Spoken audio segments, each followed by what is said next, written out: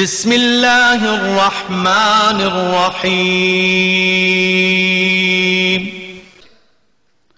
কাজেই নারীরা হচ্ছে অভিশপ্ত প্রাণী, আর হচ্ছে এরা হচ্ছে অপবিত্র।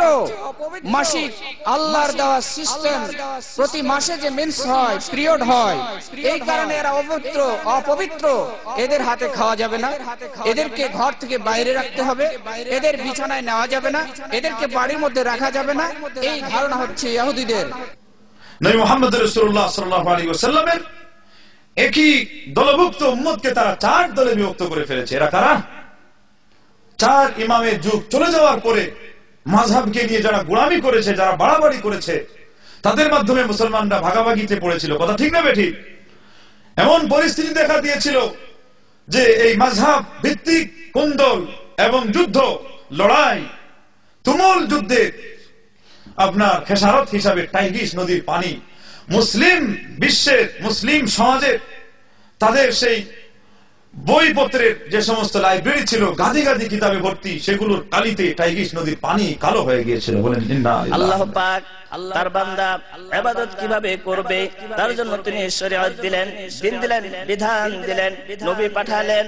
নবীগণ দুনিয়ার মধ্যে এসে আল্লাহকে কেমন করে ডাকতে হবে, তার ইবাদত কিভাবে করতে হবে, সবকিছু খুলে খুলে দেখিয়ে গেলেন।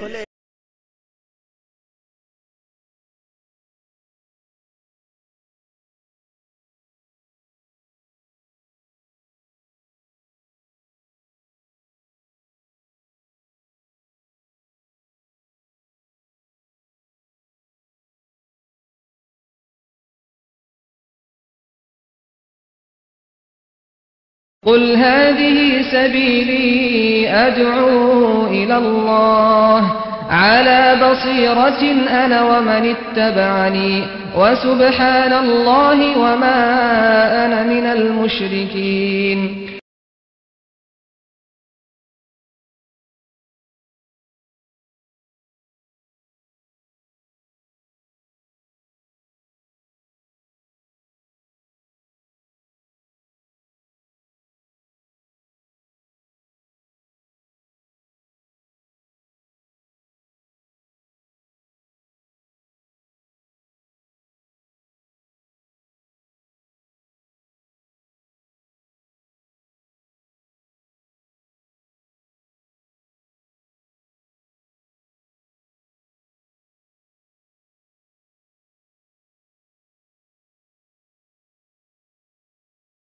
আছে, কোনো সন্দেহ নেই। অতএব বন্ধুগণ, এই দলাদলির পাপ আমাদেরকে বিভিন্নভাবে বুঝতে হবে। এটার যোগ্যতা, এটার ভয়াবহতা কত বেশি সেটা বুঝে আমাদের সাধারণ মুসলমানদেরকে সজাগ হতে হবে। অনেক লোক বলে থাকেন যে সাধারণ মানুষের সামনে এই অকের গুরুত্বের আলোচনাটা এটা কতটুকু মানানসই। আমি বলতে চাই, যদি তাওহীদের সাথে ঐক্যের সম্পর্ক থাকে, যদি আপনার ঈমান ইসলাম হেফাজতের সাথে ঐক্যের সম্পর্ক থাকে, একটু আগে শুনলেন এই অনৈক্যটা, এটা আপনার একটা শিরিকের কাজকে স্থায়ী রাখার কারণ হয়। মুসা এবং হারুন আলাইহিস সালামের ঘটনা আপনারা, তাহলে মুসলিম মিল্লাতের সাধারণ মুসলমানদেরকে ঐক্য সম্পর্কে আজকে বুঝানো, এটার গুরুত্ব কি আলেম সমাজের চেয়ে কোনো কম নাকি না? সমানই ধরা যায়, একদিক থেকে সমান, বরং আরো একদিক থেকে বিবেচনা করলে এটার গুরুত্ব আরো বেশি। কেননা যত দল পাকানো হচ্ছে তাতে বেশিরভাগ যারা কম বুঝে, যারা শিক্ষিত বা অর্ধশিক্ষিত, সেই সমস্ত লোকজনকে নিয়েই দলাদলি আজকে পাকানো হচ্ছে। কথা ঠিক না বেঠিক? নির্বাচনের সময় আসলে তো আর বলাই বাহুল্য, এক কাপ চায়ের বিনিময়ে, একটা চকলেটের বিনিময়ে জান দেওয়ার জন্য আপনার রাজপথে মানুষকে নামায় দেওয়া হচ্ছে। কিসের ভিত্তিতে? বন্ধুগণ, তাদের সেই ঐক্য সম্পর্কে যে অনুভূতি, সেটা না থাকার কারণে, কোন কাজে আমি পা বাড়াচ্ছি, কোন কাজে দিচ্ছি, এটা সম্পর্কে তাদের অনুভূতি না থাকার কারণে অনুভূতি। অতএব আজকে মুসলমানদেরকে এই বিষয়গুলো ভালো করে বুঝতে হবে। আল্লাহ পাক কোরআনে যে বলেন ওয়াতাসিমু বিহাবলিল্লাহি জামিআন ওয়ালা তাফাররাকু, এটা আপনাকে আমাকে সবাইকে বলেছেন। এবং মুয়াত্তায়ে মালিক, মুসনাদে আহমদ, বিভিন্ন হাদিসের কিতাবে এসেছে যে হাবল এটা হলো আল্লাহর, আল হাবলুল মামদুদু মিনাস সামাই ইলাল আরদ।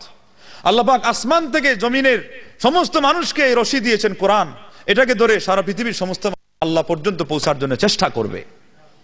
আপনার ইলম কম, কিন্তু আপনিও সেই রশিতে ধরবেন। আপনার ধরাটা হবে হয়তো কিছু দুর্বল ভাবে, কিছু ক্ষীণ ভাবে, কিন্তু রশি ওইটাই একটাই, যা আলেম ধরবে, যা সাধারণ মানুষ ধরবে। যা শিক্ষিত লোক ধরবে তা সাধারণ মানুষ অশিক্ষিত লোককেও ধরতে হবে। কারণ আল্লাহ পাক বলছেন বিহাবলিল্লাহ, কোরআন কেন্দ্রিক মুসলিম উম্মার ঐক্য। এখান থেকে এটাও বোঝা গেল, বিভিন্ন ভাবে আপনাদেরকে বোঝানো হবে আপনারা সাধারণ মানুষ, আপনারা কিছুই বুঝেন না, আপনারা বর্তমান পরিস্থিতি বুঝেন না, এই কেন্দ্রিক ওই কেন্দ্রিক আপনাদেরকে এক হতে হবে। আল্লাহ পাক যেটা বলেছেন বিহাবলিল্লাহ, আপনি বলবেন কোরআনের দলিল কি বলে দেন। আর কোরআনের ব্যাখ্যা নবী সাল্লাল্লাহু আলাইহি ওয়াসাল্লামের হাদিস, এই হাদিসের ভিত্তিতে আমি এক, এবং সেখানে আমাকে কোন জায়গায় নামে কলম সাইন দিয়ে হয়তো অংশ না নিয়েও আমাকে সেই ঐক্য রাখতে হবে। সেটা কি? আব্দুল্লাহ ইবনে মাসউদ রাদিয়াল্লাহু আনহু বলেছেন, দুইজন মানুষ যদি হকের উপরে থাকে তাইলে একজন প্রাচ্যে আরেকজন প্রাতীচ্যে, এই দুইজন মিলে হলো একটা জামাত, এরা হলো এক দলের মানুষ। সুবহানাল্লাহ ওয়া বিহামদিহি। এজন্য হাদিসে বারবার এসেছে যে ইয়াদুল্লাহি আলাল জামাআহ, আলাইকুম বিসুন্নতি ওয়াল জামাআহ। এই সমস্ত হাদিসের অপব্যাখ্যা হবে যদি আজকে কেউ এখনকার জামাতকে এগুলো দিয়ে বোঝায়। এগুলো মূলত ওই জামাতকে বোঝানো হচ্ছে যা ছিল সাহাবায়ে কেরামদের যুগে। বলেন সুবহানাল্লাহ। এবং এগুলো ওই জামাতকে বলা হচ্ছে যেই জামাত নবীর যুগ থেকে চলে আসতেছে, সেটা হলো জামাত সহকারে নামাজ পড়ার জামাত। এগুলো ওই জামাতকে বোঝানো হয় যেই জামাতের সম্পর্ক সাহাবাদের সাথে সর্বাঙ্গে সার্বিকভাবে আছে, সেটা হলো মুসলিম উম্মার সাধারণ জামাত। সেজন্য নাসাই, ইবনে মাজাহ সহ বিভিন্ন হাদিসে এসেছে আলাইকুম বিসুন্নাহ, আলাইকুম বিল জামাআহ, আলাইকুম বিল আম্মাহ, আলাইকুম বিল মসজিদ। এই শব্দগুলো এসে গেছে। মুসলিম উম্মার সাধারণ একটা জামাত আছে। আপনি যেই বক্তব্য দিয়ে একজন মুসলমান থেকে আরেকজন মুসলমান আলাদা করবেন, একজনের বিপক্ষে আরেকজনকে লেলিয়ে দেওয়ার কাজ করবেন, একজন মুসলমান সম্পর্কে আরেকজনের মনের ভিতরে কুটিলতা ঢুকাবেন, অনুপ্রবেশ ঘটাবেন, একটা অনৈক্যের মতো পাপ করলেন। বলেন ইন্না লিল্লাহি ওয়া ইন্না ইলাইহি রাজিউন। আমরা কি সেটা বুঝি? এবং এই পাপটা এত সূক্ষ্ম যে অনেক সময় আপনি আপনার দলের সাথে ইসলামের স্বার্থেই কিছু অনুশীলনের জন্য, কিছু ট্রেনিং এর জন্য ঢুকাতে গিয়ে মুসলিম ব্যাপক উম্মাহ সাধারণ যে দল, সেই দল থেকে তাকে সরানোর কারণে আপনি বরং পুণ্যের নাম দিয়ে পাপ করে মুসলিম উম্মাহ এর মধ্যে ফাটল সৃষ্টি করেছে, এবং তাকে আপনি মুসলিম উম্মার আসল জামাত থেকে ক্ষুদ্র জামাতের মধ্যে ঢুকায়া তার মধ্যেও দলাদলির পাপ আপনি ঢুকাইছে।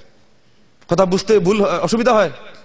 যেহেতু মুসলমানদের একটা জামাত আছে, ধরেন মসজিদে আজকে একটা জামাত চলছে, মসজিদে জামাত চলছে, এমন অবস্থায় কি ওখানে আরেকজন যদি বলে যে আমাদের ইমাম সাহেবের কেরাত আরো সুন্দর, আমাদের ইমাম সাহেবের নামাজ পড়ানোর পদ্ধতি আরো সূক্ষ্ম, কিন্তু না যে ওইটা ভুলে আছে, হতে পারে ওনার চেয়ে একটু নিম্ন, কিন্তু কাজ চলছে।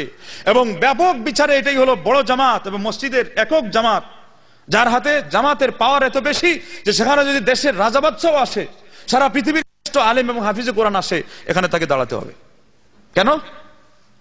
এটা হলো ঐতিহ্যবাহী মুসলিম উম্মার মসজিদ কেন্দ্রিক জামাত। সেই জায়গাতে উনার কেরাত ভালো, উনি আলেম বড়, এটা দিয়ে দোহাই দিয়ে ওখানে আরেকটা জামাত করা চলবে? চলবে না। যদি সেই জামাত কেউ করে তাহলে এটা হলো জামাত, এটা হলো একদিক থেকে স্বার্থ, কিন্তু এর মাধ্যমে আমরা দেখছি বাস্তবে কি মুসলিম মিল্লাতের মধ্যে কি সৃষ্টি হলো। আরেক দল বিলাতে নামাজ শুরু করে দিয়েছে। বিলায় বলছে আমি ভিলায় থাকলে আমার চোখের সামনে সবাই আসবে, তাতে 100 জন নামাজি হবে, আর নামাজে আসো ডাক দিয়ে মসজিদে গেলে 50 জন পাওয়া যাবে। এই 100 জনের স্বার্থে বেশ থেকে বেশ আপনি পরের কয়েকজনকে নিয়ে জামাত পড়তে পারবেন, অথবা এরপরে আর তাদেরকে ডাকতে পাবেনই না, তার ভিত্তিতে আপনার জামাতটা মিস দিয়ে বা 1 রাকাত 2 রাকাত মিস দিয়ে তাদেরকে ডাকতে পারেন, কিন্তু কোনো আলেম এই মাসলা এখন পর্যন্ত বের করতে পারেন নাই। বলে সেই জামাতকে বাদ দিয়ে আপনি বিলাতে জামাত করেন এই স্বার্থে যে লোকজন বেশি হবে। কোন আলেম এই ফতোয়া দিয়েছেন? তো এটা শুধু নামাজের ক্ষেত্রে কেন, এটা লাগাতে হবে এইভাবে প্রতিটি ওই সমস্ত কাজে পদক্ষেপে যেখানে মুসলিম উম্মার ব্যাপক জামাত থেকে যখন দেখবেন যে এমন কোন স্বার্থ নাই যে সেখানে শিরিক হয়ে যাচ্ছে আর এখানে তাওহীদ হবে, সেখানে একজন একেবারে জাহান্নামে চলে যাচ্ছে আর এখানে জান্নাতের প্রসঙ্গ, এর আগ পর্যন্ত কোন দুহাই এমন চলবে না যে এখানে কাজ বেশি, এখানে সরগরম, এখানে এটা সেখানে সেটা। মুসলিম উম্মার ব্যাপক জামাতকে আপনি আলাদা করে ফেলবেন। বিশেষ করে আজকে মুসলিম উম্মার মধ্যে যখন হকপন্থী দল হয়ে গেছে, বাতিলপন্থীরা ভাগ হয়ে গেছে, এমন বিশেষ করে হকপন্থী একটা দল কয়েক দলের মোকাবেলায় সেখানে আবার আপনি আরো উপদলে বিভক্ত করবেন, এটা আরো বড় পাপ। এগুলো কথা কয়জন বুঝে? খুবই কম বোঝার লোক। গণে রাখবেন, যেহেতু এটা কোরআনের কথা, এটা নবী মুহাম্মদ রাসূলুল্লাহ সাল্লাল্লাহু আলাইহি ওয়াসাল্লামের হাদিসের ব্যাখ্যার কথা, এবং শব্দগুলো হাদিস থেকে নেওয়া। শুধুমাত্র আমি একজন অকিঞ্চন, আমার সেই সুর দিয়ে এই এই আওয়াজ দিয়ে এবং এই চিন্তা দিয়ে নবী মুহাম্মদ রাসূলুল্লাহ সাল্লাল্লাহু আলাইহি ওয়াসাল্লামের হাদিস এবং কোরআনের আয়াতকে এবং ইসলামের যে ইবাদতগুলোকে রেখে দেওয়া হয়েছে সেগুলোকে আজকালকার মুসলিম বিশ্বের এই ঝাঁঝরা অবস্থা, নাজেহাল অবস্থা, এই নাজুক অবস্থা, এই দুর্যোগ পরিস্থিতি, এই যুগ সন্ধিক্ষণকে সামনে রেখে আমি শুধুমাত্র উপস্থাপন করার দায়িত্ব পালন করছি। যদি আমার সেই কথাগুলো সঠিক হয়ে থাকে আল্লাহর পক্ষ থেকে, বেঠিক হলে এটা শয়তানের পক্ষ থেকে। সঠিক হলে দোয়া করবেন আল্লাহ যেন আমাকে বদলা দেন, আর আপনাদেরকে কথাগুলো বুঝে সেখান থেকে শিক্ষা নেওয়া তৌফিক দান করেন। বেঠিক হলে আল্লাহ পাক আমাকেও হেদায়েত করেন, আপনাদেরকেও আল্লাহ পাক আমার কথা না শোনার তৌফিক দেন। কিন্তু কথাগুলো একটু সূক্ষ্ম, আবার চিন্তা করলে সবার বোঝার আয়ত্তে রয়েছে, নাগালের ভিতরে রয়েছে, বাহিরে নয়। যে নবী মুহাম্মদ রাসূলুল্লাহ সাল্লাল্লাহু আলাইহি ওয়াসাল্লাম কিভাবে আপনাকে আমাকে একটা জামাতবদ্ধভাবে রেখে গেছেন, এবং এটা বুঝার না বুঝার কারণে আজকে বিপদ কত দূর দাঁড়িয়ে গেছে। যে আমাদের সমাজে অনেক লোক ওই ওখানে যেমন বলা হয়েছে যার নাই পীর তার নাই শির, ঠিক এখানে তো আরো দলিল পাওয়া গেছে। ওখানে তো পীরের কোনো দলিলই নাই, পাত্তাই নাই। দলিল পাওয়া গেছে, আল্লাহ নবী বলছেন তোমার জামাতবদ্ধভাবে থাকতে হবে। এবার আমার জামাতে না আসলে, এটার নাম যেহেতু জামাত দেওয়া আছে, জামাতে তাবলীগ, এটা জামাতে ইসলাম, এটা জামাতে অমুক, এটা জামাতে তমুক, তাহলে তুমি কি নাই? মুসলিম মিল্লাতের মধ্যেই নাই। বলে নাউযুবিল্লাহ মিন যালিক। এই ব্যাখ্যাটা কোথা থেকে আসছে? এবং এই যে ফতোয়া, এটা প্রমাণ করছে যে এই লোক তার পিতা পর্যন্ত মুসলিম জামাত থেকে বের করে দিয়েছে। কারণ তার পিতা এই সংগঠন হয়তো পাই নাই, এই সংগঠন নামই শুনে নাই, কিন্তু সে জামাত বলতে নবী মুহাম্মদ রাসূলুল্লাহ সাল্লাল্লাহু আলাইহি ওয়াসাল্লামের মুসলিম জামাত যে দল, সেই দলের মধ্যে লা ইলাহা ইল্লাল্লাহ মুহাম্মদুর রাসূলুল্লাহ এই দুইটি চুক্তির ভিত্তিতে সে কিন্তু সদস্য ছিল কি ছিল না, এটাও বোঝার একটা বড় পয়েন্ট। আজকে আপনাদের জামাত বোঝানো হয়, আবার জামাতের অংশ নেওয়ার জন্য বিভিন্ন ধরনের শপথকে বোঝানো হয়। শপথ নিয়ে আপনি যদি না আসেন, বায়াত নিয়ে না আসেন, তা আবার আরেকটা গজবের কথা শোনানো হয়। যে ব্যক্তি এমন অবস্থা গেল যে তার হাতে কোনো মুসলিম ইমামের বায়াত, তাইলে মাতা আলা শুবাতিন মিনান নিফাক, সে ব্যক্তি মুনাফিকের অবস্থায় মারা গেল। এটা কোন ইমাম, কোন ইমামের বায়াত আর কোন জামাত সমকে বুঝতে না কিনা এমনি চলবে? তাহলে তো ফতোয়া আপনার ঘাড়ে। আপনারা কি সবাই কি বায়াত করেছেন নাকি? বলে হুজুর আপনারাই তো পীর বাবাদের হাতে বায়াত মানা করেছেন, আর মুসলিম কোন মুসলিম রাষ্ট্রনায়ক নাই, সেই বায়াত আমরা করি নাই, না আল্লাহ নবীকেও পাই নাই। তো এখন হাদিস তো দিয়ে দিল জাহান্নামে, হাদিস পৌঁছাই দিল মুনাফিকের কাতারে আমাদের নাম। তাইলে হাদিস বুঝার দরকার আছে না নাই? বলে এটা হলো স্থান কাল বেঁধে প্রেক্ষাপট অনুযায়ী, এবং এটাও খেয়াল রাখতে হবে মুসলিম ইমামকে কেন্দ্র করে এই শপথের কথা কেন আসে।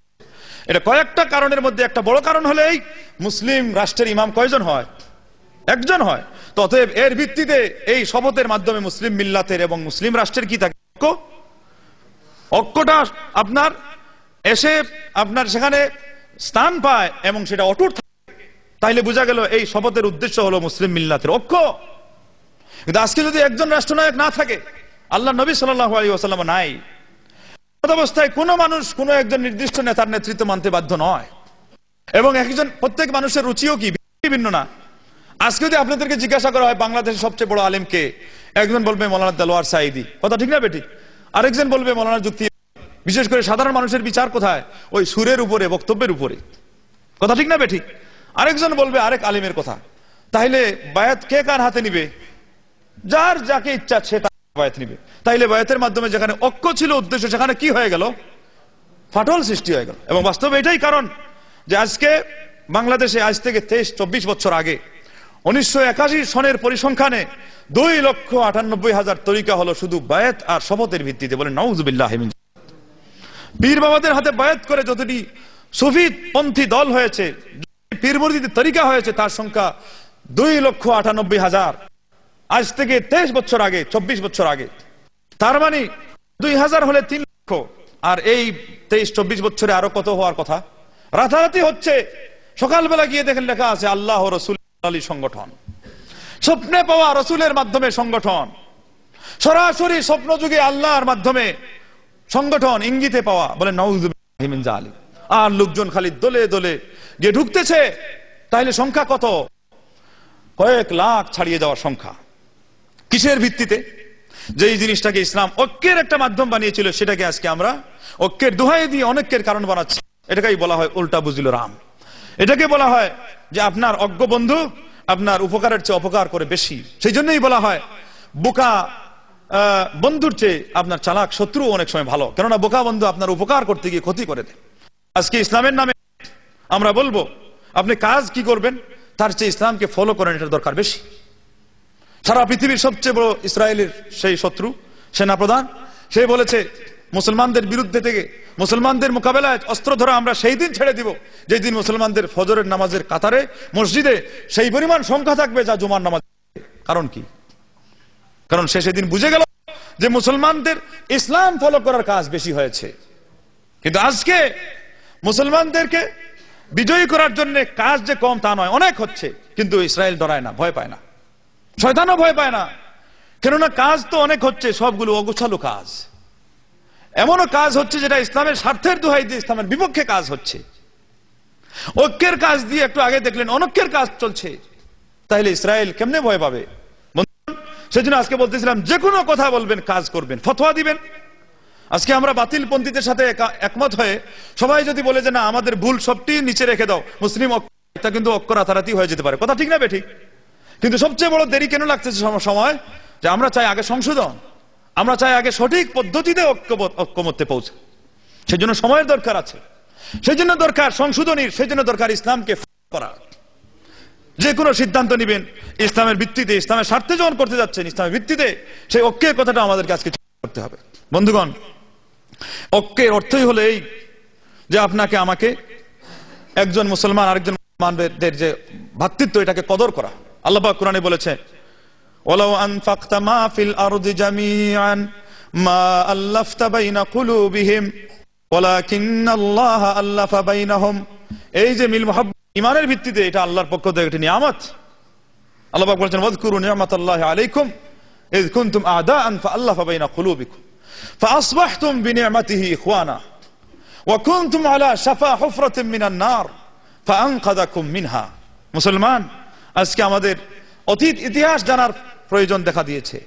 কবি নজরুল বলেছিলেন যেই জাতি তাদের অতীত ইতিহাস ভুলে যাবে তাদের ঘাড়ে সারা পৃথিবীর সমস্ত অপমান অপদস্থ গ্লানি চলে যাবে। আজকে আমরা আমাদের ইতিহাস, মানব জাতির সূচনা লগ্নের ইতিহাস ভুলে গিয়েছি, আল্লাহ নবী সাল্লাল্লাহু আলাইহি ওয়াসাল্লামের দাওয়াতের সূচনা লগ্নের ইতিহাসও ভুলে গিয়েছি। আল্লাহ পাক বলেছেন তোমরা আল্লাহর ওই নিয়ামতের কথা স্মরণ করো যেই নিয়ামতের মাধ্যমে তোমরা একজন আরেকজনের ভাই হয়ে গিয়েছিলে, কিন্তু এর আগে তোমরা এক ধ্বংসের কিনারে পৌঁছে গিয়েছিলে। আপনারা জানেন আউস ও খাজরাজের সেই দাঙ্গা হাঙ্গামার কথা। আল্লাহ নবী সাল্লাল্লাহু আলাইহি ওয়াসাল্লাম আসার আগে জিনাকে পাপ মনে করে না, নির্দ্বিধায় বুক ফুলিয়ে জিনা করে, নিজে প্লাস্টিক টাঙ্গিয়ে দেয় যে আমি এই মেয়ের সাথে জিনা করেছি, এই সন্তানটি আমার। কিন্তু আর সম্প্রদায়ের কোন মেয়েকে যদি আরেক সম্প্রদায়ের ছেলে শুধু আর চোখে দেখে নিয়েছে, তাহলে তাদের ভিতরকার সেই আপনার গোত্রীয় যে একটা আপনার প্রীতি, স্বজন প্রীতি, আর আরেকজনের মোকাবেলায় যে একটা হিংসার রুদ্র রূপ, সেটা এমন ভাবে জ্বলে ওঠে যে যুগের পর যুগ, একটা দুইটা নয়, এক একটা গোত্রের সাথে আরেকটা গোত্রের যুদ্ধ লেগেই থাকতো। আল্লাহ পাক কোরআনুল কারীমে নবী মুহাম্মদ রাসূলুল্লাহ সাল্লাল্লাহু আলাইহি ওয়াসাল্লামের মাধ্যমে এই কোরআন এবং এই সুন্নাহর ভিত্তিতে যে ঐক্যের কথা নিয়ামত হিসাবে আমাদের সামনে উপস্থাপন করেছেন, আর বলেছেন এর আগে তোমরা এমন ভাবে মারামারিতে, হানাহানিতে, দাঙ্গা হাঙ্গামায় লিপ্ত ছিলে যে তোমরা একেবারে ধ্বংসের পাদদেশে কিনারে পৌঁছে গিয়েছিলে। আজকে আমাদেরকে সেই কথা স্মরণ করা দরকার। আল্লাহ নবী সাল্লাল্লাহু আলাইহি ওয়াসাল্লাম ওইটাকেই স্মরণ করিয়ে বলেছিলেন লা তারজিউ বাদি কুফারান ইয়াদরিবু বা'দুকুম রিকাবা বা'দ। হে আমার উম্মত, তোমরা আবার জাহিলি যুগের সেই কুপ্রথার দিকে ফিরে যেও না, তোমাদের একজন আরেকজনের গর্দান উড়িয়ে দেয় মুসলমান হয়ে। আজকে তাই হচ্ছে কি হচ্ছে না? কেন? ইসলামের ভিত্তিতে, ইসলামের মায়াবন্ধনে সাম্য, মৈত্রী এবং সেই ভালোবাসার যে বন্ধন আল্লাহ পাক আমাদেরকে উপহার দিয়েছেন, আজকে আমরা সেটা ভুলে গিয়েছি। বন্ধুগণ, আজকে আমাদেরকে স্মরণ করতে হবে যে নবী মুহাম্মদ রাসূলুল্লাহ সাল্লাল্লাহু আলাইহি ওয়াসাল্লাম তারা হলেন আমাদের জন্য আদর্শ। নবীর সাহাবারা আদর্শ কি আদর্শ নয়? আল্লাহ নবীর সাথে সাথে সাহাবায়ে কেরামদের কাজ কার্যকলাপ, এটা আমাদের জন্য আদর্শ। ব্যাপকভাবে তাদের যে আমল, তাদের যে জীবন ব্যবস্থা, কর্মপদ্ধতি, আল্লাহ পাক তাদের সেই ভ্রাতৃত্বের কথা, আন্তরিকতার কথা চিত্রাঙ্কন করেছেন সূরা ফাতহের 29 নম্বর আয়াতে। মুহাম্মাদুর রাসূলুল্লাহ ওয়াল্লাযীনা মা'হু আশিদ্দাউ আলাল কুফফার রুহামাউ বাইনাহুম। মুহাম্মদ সাল্লাল্লাহু আলাইহি ওয়াসাল্লাম তিনি হলেন আল্লাহর রাসূল। আর তার সাথী সঙ্গী সাহাবাদেরকে তুমি দেখবে তাদের ভিতরকার মিল মহব্বত এত বেশি যে একজন আরেকজনের জন্য দয়া এবং মায়ায় গলিত বিগলিত। আর এর মোকাবেলা তাদের সেই ঐক্যের ভিত্তিতে যে শক্তি সেটা কাজ করে বিপক্ষে যদি করে তাহলে কুফরি শক্তির বিপক্ষে কাজ করে। আর ওইটাই চিরসত্য যে মুসলমানরা যেদিন তাদের ভিতরকার সমস্ত শক্তিকে তাদের ভিতরকার ভ্রাতৃত্বের ভিত্তিতে একমত হওয়ার মধ্যে ব্যয় করবে, সেই দিন তাদের শক্তি যদি কোনো আরেকটি পরাশক্তি আরেকটি কুশক্তির বিপক্ষে কাজ করে সেটা হবে কুফরি শক্তি। এর আগ পর্যন্ত নিজেরা মুসলমানদের মধ্যে ভ্রাতৃত্বের মধ্যে যতটুকু ত্রুটি করবে সেই ত্রুটির ভিত্তিতে ফাঁকে শয়তান ঢুকে তাদের ভিতরকার রাগ এবং তাদের একটা অ্যাকশন সেটা এক মুসলমানের মাধ্যমে আরেক মুসলমানদের বিরুদ্ধে ব্যবহার করিয়েই ছাড়বে। কথা ঠিক না বেটি? সেজন্য একটি কথা আছে, আপনার জীবনের প্রতিটি সময় হলো একটি আমানত, প্রতিটি মুহূর্ত আমানত। আপনার অন্তরের সেই এরিয়াটা একটা আমানত, সেটাকে যদি মুসলমানদের ভালোবাসার মাধ্যমে ভরপুর না করেন সেখানে শয়তান এসে এমন কাজ করাবে যে মুসলমানদের বিপক্ষে হিংসাতে বিদ্বেষে মারামারিতে হানাহানিতে সে ব্যবহার করিয়ে দিবে। তাতে আপনার সেই শক্তি লয় হবে, ক্ষয় হবে, কাফিরদের মোকাবেলায় মুসলমানরা দুর্বল হয়ে যাবে। এজন্য আপনার জীবনের প্রতিটি মুহূর্তকে শুধু এটা নয় আরো অন্যান্য যত ভালো কাজ রয়েছে তার মাধ্যমে রুটিন মাফিক এটাকে ফুল করে রাখতে হবে। এটা আপনার দায়িত্ব। আপনার জীবনের প্রতিটি মুহূর্ত সম্পর্কে হিসাব নেওয়া হবে কি হবে না? লা তাজুলু কদমা ইবনে আদম ইয়াউমাল কিয়ামা হাত্তা ইউসআলা আন আরবা। আদম সন্তানের পা কিয়ামতের দিন যে একদিনের পরিমাণ হবে 50 আলফা সানা, 50,000 বছর পরিমাণ। 4টি প্রশ্নের উত্তর না দেওয়া পর্যন্ত আপনার পা নড়বে না, টলবে না। একটা হলো আপনার পুরো জীবন সম্পর্কে প্রশ্ন করা হবে। তাহলে আপনি কে এসে বলবে কোন পীর সাহেব মুরিদের ঘরে গিয়ে দেখবে যে মুরিদনি পর্দা করে কি করে না, তার মুরিদ সাহেব হালাল খায় না হারাম খায়, এটা কয়জন পীর দেখতেই বা পারবে? আর কতজন মুরিদকে এইরকম চেক দিয়ে সে শুধরাতেই পারবে? বরং কতজন মুরিদের বাড়িতে গিয়ে এই ধরনের কাজ একজন মানুষের পক্ষে করা সম্ভব? সেই জন্য আলেমরা মানুষের মধ্যে এমন একটি সিকিউরিটি তৈরি করবে যা আল্লাহ করেছেন, যা রাসূল করেছেন। কুতিবা আলাইকুমুস সিয়াম কামা কুতিবা আলাল লাযিনা মিন ক্বাবলিকুম লাআল্লাকুম তাত্তাকুন। আল্লাহ পাক রোজাকে ফরজ করেছেন, সেই সাথে অন্যান্য ইবাদতকেও ফরজ করেছিলেন যেন মানুষ তাকওয়া অর্জন করতে পারে। এই তাকওয়া আপনার সিকিউরিটির কাজ করবে। এই তাকওয়া যদি অন্তরে থাকে, কোম্পানিতে যেমন নামাজি হবেন, বিলাতেও নামাজি হবেন। কথা ঠিক না বেঠিক? তাকওয়া যদি না থাকে, আল্লাহ ভীতি না থাকে, তাহলে কোম্পানি ভিত্তিক নামাজি হবে, কেউ দেশ ভিত্তিক নামাজি হবে। প্রবাসে আসলে আর নামাজ নাই যেহেতু মা বাপ নাই, অভিভাবক নাই। বিলাতে চলে গেলে নামাজ নাই যেহেতু সেখানে কোম্পানির কোনো ম্যানেজার নাই। তাহলে আল্লাহ রাব্বুল আলামিন আপনাকে আমাকে এমন এক পাওয়ার দিয়েছেন, এক শক্তি দিয়েছেন যার মাধ্যমে মানুষকে সংশোধন করা হবে। কিয়ামতের দিনের কথা আপনাকে স্মরণ করিয়ে দিয়েছেন। সারা জীবনের হিসাব দিতে হবে, এটা আপনার জীবনের রিপোর্ট। সেই সাথে বিশেষ রিপোর্ট পেশ করতে হবে যৌবনকালের। প্রশ্ন করা হবে যৌবনকাল কোথায় ব্যয় করা হয়েছে। সেই সাথে প্রশ্ন করা হবে আয় ব্যয় কোন করেছেন, আয় কোন পথে করেছেন ব্যয়। আবার প্রশ্ন করা হবে যা শিখেছিলেন সেই পরিমাণ আমল কি করেছেন। সুবহানাল্লাহি ওয়া বিহামদিহি। অতএব এগুলো কথা নবী মুহাম্মদ রাসূলুল্লাহ সাল্লাল্লাহু আলাইহি ওয়াসাল্লামের বাণী, চিরসত্য। সেগুলোকে স্মরণে রেখে মনে করতে হবে আমার প্রতিটি মুহূর্ত এগুলো একটি আমানত। আল্লাহ নবী বলেছেন তোমার যৌবনকে বার্ধক্যের আগে আমানত মনে করো, কাজে লাগাও। মারা যাওয়ার আগে জীবনকে কাজে লাগাও, অসুস্থ হওয়ার আগে সুস্থতায় কাজে লাগাও, অভাবী হওয়ার আগে সেই স্বাভাবিক কাজে লাগাও। এইভাবে আল্লাহ নবী সাল্লাল্লাহু আলাইহি ওয়াসাল্লাম বলেছেন অবসরকে লিপ্ততা এবং কাজ ব্যস্ত আসার আগে তুমি এটাকে কাজে লাগাও। বন্ধুগণ, এইভাবে করে আজকে আমাদেরকে খেয়াল রাখতে হবে যে ঐক্য জিনিসটা এটা আল্লাহর কাছে যদি হয় সবচেয়ে প্রিয়, এটা শয়তানের কাছে হবে সবচেয়ে ঘৃণিত। সেই জন্য একটি হাদিসের মধ্যে এসেছে, মুসলিম শরীফের হাদিস, নবী মুহাম্মদ রাসূলুল্লাহ সাল্লাল্লাহু আলাইহি ওয়াসাল্লাম বলেছেন শয়তান তার আসন পেতে বসে পানি, এরপরে এক এক চেলাকে ডাক দে, তুমি কি করেছো, তুমি কি করেছো, তুমি কি করেছো। ও বলে আমি জিনা করেছি, ও বলে আমি এটা করেছি, বলে বসে থাকো, ওখানে বসে থাকো। যে বলে যে আমি এমন কাজ করেছি যে আজকে শুরু থেকে শেষ পর্যন্ত স্বামী স্ত্রীর পিছনে লেগেই ছিলাম, শেষ পর্যন্ত দুইজনের মধ্যে ফাটল সৃষ্টি করে এসেছি। শয়তান তখন তার জন্য দাঁড়িয়ে যায় এবং বলে যে বাহ বাহ, তুমি আমার সার্থক চেলা, তুমি আমার সার্থক চামচা। বলে নাউযু বিল্লাহি মিন যালিক। তাহলে বোঝা গেল এই পার্থক্য, এই দ্বন্দ্ব এবং এই বিচ্ছেদ এটা হলো শয়তানের কাছে সবচেয়ে। সেই জন্য সহজে বুঝতে পারেন এটা হলো আল্লাহর কাছে। এই দ্বন্দ্বের মোকাবেলায় ঐক্যটা, মিল মহব্বতটা হলো সবচেয়ে প্রিয়। স্বামী স্ত্রীর মধ্যে মিল থাকা, বৈবাহিক জীবনে ফাটল সৃষ্টি না হওয়া, এটা হলো একটা পারিবারিক জীবনকে সুন্দর রাখা। তার মধ্যে ঐক্য ভালোবাসা অটুট রাখার একটা ব্যবস্থা। আপনার পরিবারে যদি ঐক্য থাকে, সমাজে থাকবে, সমাজে থাকলে রাষ্ট্রে থাকবে, রাষ্ট্রে থাকলে আন্তর্জাতিক মুসলিম মিল্লাতের মধ্যে ঐক্য থাকবে, মিল মহব্বত থাকবে, ভালোবাসা থাকবে। বন্ধুগণ, সময় ফুরিয়ে এসেছে, যদিও বা আমার তাবিজ দস্তাবিজ এখনো শেষ হয় নাই, যেহেতু ইঙ্গিত এসে গেছে আমাকে আগে শেষ করতে হবে। তো নবী মুহাম্মদ রাসূলুল্লাহ সাল্লাল্লাহু আলাইহি ওয়াসাল্লাম আমাদের বারবার বিভিন্ন হাদিসের মাধ্যমে সতর্ক করেছেন। একটা হাদিস উল্লেখ করে আমি আমার আলোচনা শেষ করছি। আল্লাহ নবী সাল্লাল্লাহু আলাইহি ওয়াসাল্লাম বলেছিলেন, এইভাবে আজকে তোমাদেরকে যে অবস্থা রেখে যাচ্ছি তারপরে এটা থাকবে না, দূর হবে। সাহাবাগণ বলেন, আল্লাহ নবী এরপরে কি ভালো কিছু আসবে না? বলে আসবে, কিন্তু তার মধ্যে কিছু দাখান থাকবে, কিছু ধোঁয়া থাকবে, কিছু বাষ্প থাকবে।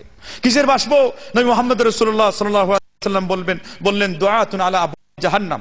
লোকজন দাঁড়িয়ে যাবে এই সিরাতে মুস্তাকিমের দিকে রেখে, এক একজন জাহান্নামের দিকে, এক একজন এক এক দল, এক এক মতে, এক এক মতাদর্শে মানুষকে শতদা বিচ্ছিন্ন করে তারা ডাকতে থাকবে। আন্না লিল্লাহি ওয়া ইন্না ইলাইহি রাজিউন। বললেন যে তাদের ডাকে সাড়া দিবে সে তাদেরকে নিয়ে জাহান্নামে ফেলে দিবে। এটাই ওই হাদিসের ব্যাখ্যা। এটা বললে আলোচনা শেষ, যে আমার উম্মত 73 দলে বিভক্ত হবে। ইহুদরা 71, খ্রিস্টানরা 72, আর আমার উম্মত হবে কয় দলে? 73 দলে বিভক্ত, কিন্তু 72 দল জাহান্নামে যাবে। সাহাবায়ে কেরাম বলেন, আল্লাহর নবী জান্নাতি দলটা কোনটা? ওইটাই বলে দেন। আল্লাহ নবী সাল্লাল্লাহু আলাইহি ওয়াসাল্লাম বলেন, মা আলাইহি ওয়া আসহাবিহি, আজকের দিনে আমি এবং আমার সাহাবায়ে কেরাম যে জিনিসের উপরে আছি। বন্ধুগণ, সহজেই বুঝতে পারেন সারা পৃথিবীর সমস্ত মুসলমানের ইউনিফর্ম এবং চূড়ান্ত পাঠ্যসূচি এবং বিষয়বস্তু হলো ইসলাম, কোরআন এবং সুন্নাহ। এবং আমাদের চূড়ান্ত নেতা নবী মুহাম্মদ রাসূলুল্লাহ সাল্লাল্লাহু আলাইহি ওয়াসাল্লাম। আমাদের একক মাবুদ আল্লাহ রাব্বুল আলামিন। জীবন সুখে দুঃখে প্রতিটি পরিস্থিতিতে যার শরণাপন্ন হবেন সে কে? আল্লাহ। যেই আদর্শে শরণাপন্ন হবেন সে কে? মুহাম্মদ রাসূলুল্লাহ সাল্লাল্লাহু আলাইহি ওয়াসাল্লাম। যেই জীবন ব্যবস্থার কাছে আপনি আপনার সমস্যার সমাধান নিতে যাবেন, ইউনিফর্ম, সেটা হলো ইসলাম। অতএব আসুন, এটারই ভিত্তিতে আমাদের আল্লাহ যদি হন এক, নবী যদি হন এক, ইসলাম যদি হয় আমাদের একই ধর্ম, এবং তার বিভিন্ন আমল যদি আমাদেরকে ঐক্য শিখায়, আজকে মুসলমানদেরকে শততা বিচ্ছিন্নবাদিতার মধ্যে গিয়ে কিভাবে আজকে আমরা মিল মহব্বত খুঁজি, কিভাবে আজকে আমরা ইসলাম শিকার পথ খুঁজি, কিভাবে আজকে আমরা ইউনিফর্ম এবং আপনার বিভিন্ন ধরনের এটা সেটা আমরা খুঁজি, এটা আমাদের জন্য ভুল। তবে এটাতে কোনো বাধা নাই যে আপনি সেই মুসলিম উম্মার ঐক্যের সাথে ফাটল না ধরিয়ে, দ্বন্দ্ব সৃষ্টি না করে আপনি কোনো মুসলমানদের কোন সমাজে একটা সমিতি করলেন, একটা কমিটি করলেন, একটা ইউনিট করলেন, যেমন মাদ্রাসা মসজিদ ভিত্তিক কমিটি আছে, এইভাবে বিভিন্ন ধরনের কাজ কর্মসূচি পরিচালনা করার জন্য কোন একটা ব্যবস্থা নিলেন, যেটার মাধ্যমে মুসলিম উম্মাহ সাধারণ জামাতে কোনো দ্বন্দ্ব না হয়, সেটা চলতে পারে। সেজন্য এই দেশের আলিমগণ, আমাদের দেশে, ভারতে, পাকিস্তানে, যেখানে সারা দেশের আহলুস সুন্নাহ ওয়াল জামাত, যাদেরকে আহলুল হাদিস বলা হয়, তাদের মধ্যে একই প্ল্যাটফর্ম থাকে, তাইলে সেই প্ল্যাটফর্ম কেন্দ্রিক সাংগঠনিক কোন কর্মসূচিও যেটা ইসলামের কোন বক্তব্যের সাথে সংঘর্ষশীল নয়, সেটার পক্ষে তারা রায় দিয়েছেন, মত দিয়েছেন। কিন্তু এর মোকাবিলায় যেখানে ওইটাকে কেন্দ্র করেই তাদের মধ্যেই দুই দল, সেটাকে কোনোদিন গ্রহণ করা হয় না। কিন্তু আজকে পাক ভারতে শতদা বিচ্ছিন্নবাদিতা সৃষ্টি হয়েছে। সেই জন্য আমি এটাকে সমালোচনা, পর্যালোচনা এবং আত্মসমালোচনার ভিত্তিতে বলছি, যেখানে আপনারা থাকুন না কেন, এই দেশে, আমাদের দেশে থাকতে হবে হকের সাথে, এবং নেতৃত্ব কেন্দ্রীভূত হবে আল্লাহর নবীর সাথে, আর ইবাদত এককভাবে জমা হবে আল্লাহ রাব্বুল আলামিনের ওখানে। আর আপনার জীবনের চূড়ান্ত জীবন ব্যবস্থা এবং পাঠ্যসূচি, কর্মসূচি, এটা হবে কোরআন এবং সুন্নাহ ভিত্তিক। এবং এটাকে ঠিক রেখে যার সহযোগিতা আপনি নিতে পারেন, যাকে আপনি সহযোগিতা দিতে পারেন, মুসলিম ইম্মার ঐক্য ঠিক রেখে, বরং সেটার মধ্যে আরো কিছু সমৃদ্ধি করার জন্য সেই কাজে আপনি অবশ্যই অংশ নিতে পারেন। বরং আজকের যুগের দাবি যে সেখানে আপনাকে আরো বেশি নিতে হবে, এবং করে আরো বেশি প্ল্যান নিয়ে, বরং সেই সমাজে যেখানে একদল দুই দলে বিভক্ত, তাদেরকেও বরং এক দলে পরিণত করার জন্য আপনাদেরকে আজকে শক্তিশালী ভূমিকা রাখতে হবে। আপনারা যদি প্রত্যেকে বলেন যে আপনারা এক না হওয়া পর্যন্ত আপনাদের সক্রিয়ভাবে কাজ করতে রাজি নাই, কিন্তু কোরআন সুন্নাহর কাজ তো আমি করেই যাচ্ছি, আপনাকে কেউ দোষারোপ করতে পারবে না, যেহেতু আপনি তাদের একটা সদস্য, কিন্তু নাম দিয়ে আপনার লিস্টভুক্ত হন নাই। সেই জন্য যে আরেকটা বড় ঐক্যের জন্য আপনি অপেক্ষা করছেন। এইভাবে যদি সবাই সহযোগিতা করেন, এই কাজ বক্তব্য আমাদের সবার পক্ষে বরং কাজ করবে, এবং সে সর্বোপরি এটা ইসলামের পক্ষে, আল্লাহর কালামের দাবির পক্ষে, তাওহীদের ঐতিহ্যের পক্ষে, নবী মুহাম্মদ সাল্লাল্লাহু আলাইহি ওয়াসাল্লামের সুন্নাহ, এটাকে সমাজে বাস্তবায়ন করার পক্ষে কাজ করবে। আল্লাহ আমাদেরকে কথাগুলো বুঝে অনুধাবন করে সেই মতে সেই পথে চলার তৌফিক দান করেন, আমল করার তৌফিক দেন। দুনিয়া এবং আখিরাতে আমাদেরকে মুসলিম মিল্লাতের মধ্যে যে ঐক্য, সেটাকে আরো বাস্তবায়ন করার, আরো বেশি শক্তিশালী করার জন্য আপনাকে আল্লাহ পাক কবুল করে নেন। এবং এর যে আসল উদ্দেশ্য তাওহীদ বাস্তবায়ন করা, সুন্নাতের সেই আপনার প্ল্যাটফর্মে এসে সবাইকে জমায়েত, এই কাজ পাক আমাদের মাধ্যমে আদায় করেন, এবং আমাদেরকে শেষ পর্যন্ত ফিরদাউস পর্যন্ত পৌঁছিয়ে দেন। নবী মুহাম্মদ রাসূলুল্লাহ সাল্লাল্লাহু আলাইহি ওয়াসাল্লামের সুপারিশ এবং শাফাআত আমাদের নসিব করেন। আমিন ইয়া রাব্বাল আলামিন। ওয়া আখিরু দাওয়ানা আলহামদুলিল্লাহি রাব্বিল আলামিন। আসসালামু আলাইকুম ওয়া রাহমাতুল্লাহি ওয়া বারাকাতুহু।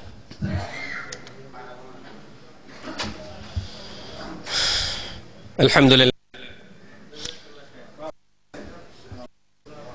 আল্লাহ রাব্বুল আলামিন আমাদের আজকের এই